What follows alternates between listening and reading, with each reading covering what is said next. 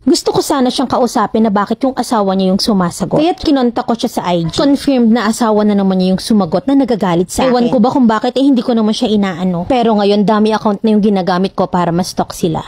30 years old na ako at 6 na taon ng single mom. Mag 6 years old na rin yung baby girl ko sa December 2018 nang may nakilala akong guy sa birthday ng kaibigan ko. At first wala akong pake sa kanya hanggang sa kinuha na niya yung number ko. At araw-araw na siyang nagte-text at tumatawa. Nung una hindi ko sinasagot hanggang sa kinaibigan na niya yung ate ko. At lagi-lagi na siyang pumupunta sa apartment namin. Doon ko nakita yung ugali niya na mabait, maasikaso, magaling magluto, madiskarte. At isa pa'y joker din. At dahil doon ay naging mag-best friend kami. Lagi kaming magkasama, pinakilala niya ako sa family niya, minsan ay doon ako natutulog. At minsan naman ay siya yung natutulog sa apartment namin. Sobrang saya namin pag magkasama kami na kung wala siya sa kanila ay malamang nasa apartment namin siya. Hanggang sa nanligaw na siya at naging kami ng February 2019. Pero hindi kami nagtagal kasi nabuntis ako ng iba nung April 2019. Sinabi ko yun sa kanya pero hindi siya nagalit. No hurt words from him. Pero hindi ko pa rin pinutol yung communication namin. Na kahit na nga nakatira ako sa bahay nang nakabuntis sa akin dahil mahal ko pa rin naman siya. At hindi ko matanggap na naghiwalay kami dahil lang sa isang pagkakamali. Hanggang sa nakapanganak na ako at dun lumabas ang tunay na ugali ng nakabuntis sa akin. Batugan at irresponsable, puro computer ang alam na ultimo panggatas at diaper ng anak namin ay sa iba niya inaasa. Kaya iniwan ko siya at nagtrabaho ako sa isang mall malapit sa amin. Mama ko ang nag-aalaga ng anak ko hanggang ngayon. Nag-uusap pa rin kami ng ex ko although ako yung unang nag-chat sa kanya. Nasaka lang siya mag-chat kapag nag-chat ako sa kanya. Hanggang sa nalaman ko na may girlfriend na siya, maganda, matangkad, maputi at mahaba yung buhok. Pero hindi ko pa rin pinutol yung communication namin kasi para sa akin isa pa rin siyang kaibigan. Na lagi akong nag-chat sa kanya kapag naalala ko siya at sa akin na may wala yung mali siya. At palagi ko ring tinatanong sa kanya sa tuwing magkakachat kami kung kumusta na sila ng girlfriend niya. Na sana alagaan niya at mahalin niya yung girlfriend niya na huwag niyang sasaktan at lolokohin. Hanggang sa nakita ko sila ng girlfriend niya sa mall na pinagtatrabahuhan ko. Pabreak ako that time at nakita ko silang magkasama, nakakbay ang best friend ko at masayang tumatawa ang girlfriend niya. Nakita niya ako pero hindi niya ako pinansin at dahil doon nalungkot ako at medyo nasaktan ako. At nung madaling araw na hindi ako makatulog at nakita ko na online siya, natuwa ako at dali-dali ko siyang chinat. Sabi ko, bakit gising ka pa? Sin lang, no reply at nagchat ako ulit. Huy, lagi kang naka-online, dami bang ka-chat? Bakit pala hindi mo ako pinansin kanina? At ang sagot niya, baka daw magalit yung girlfriend niya na hindi na ako sumagot pero napaisip ako. Bakit naman magagalit yung girlfriend niya? Nauna naman niya akong nakilala kaysa sa kanya. At isa pa, magkaibigan lang naman kami. Wala akong balak sirain yung relasyon nila. Gusto ko lang siyang makausap. Kasi iba yung saya na pinaparamdam niya sa akin nung kami pa. Hanggang sa 2021, inalaman ko na kasal na sila at same girl din yon. Pero tuloy-tuloy pa rin ang pagchat namin. And 2022 nanganak na yung asawa niya pero ayoko pa rin putulin yung komunikasyon namin. Lumipas yung ilang araw at chinat ko ulit siya pero yung asawa na niya yung sumagot. Sabi niya, bakit ka nagchat sa asawa ko? Di ba ex ka niya? Nagulat ako at dun ko lang nalaman na after all ng pag-uusap namin, hindi pala yung best friend ko yung kausap ko, kundi yung asawa niya. Binila ko siya agad at kinakabahan ako nun kasi hindi ko alam kung bakit ang bilis ng tibok ng puso ko. Then after ilang linggo, hindi na mawala sa isip ko yung pag-uusap namin na yun. Na gusto ko siyang i-chat para kausapin na bakit asawa niya yung sumasagot. Pero naisip ko na baka asawa na naman yung mag-reply sa akin. So tinignan ko yung IG ko. Tinignan ko kung friends ba kami and yes, chinat ko ulit siya doon. At confirmed, asawa na naman niya yung sumagot sa akin. Galit siya na ewan ko kung bakit hindi ko naman siya inaano. Sabi niya pa na, ang kapal naman ng mukha mo mag-chat sa IG niya, di ba binalak mo na siya sa Facebook? Sabi ko naman, kaya ako siya binalak kasi nga ikaw yung sumasagot. At humaba pa yung pag-uusap namin at kung saan-saan na nakarating kaya binalak ko na lang siya ulit. Kaya ngayon sa mga pinsan at mama niya na ako nakikibalita tungkol sa kanila ng asawa niya. Tinatanong ko kung anong klaseng babae ang asawa niya at sinasabi ko rin na wag nilang sabihin na nagchat ako sa kanila. Gumawa rin ako ng dummy account para ma-stalk yung profile nila pati na rin ng TikTok. Na pati yung asawa niya ini-stalk ko tuwing may vacant time ako using my dummy account. Mamila, normal ba tong nararamdaman ko na parang ang hirap ng ilet ko? Kasi kahit maiksing panahon lang yung pinagsamahan namin, marami akong na-experience sa kanya. At hindi ko yun na-experience sa mga naging ex ko. Pa-advise naman ako, Mami Len.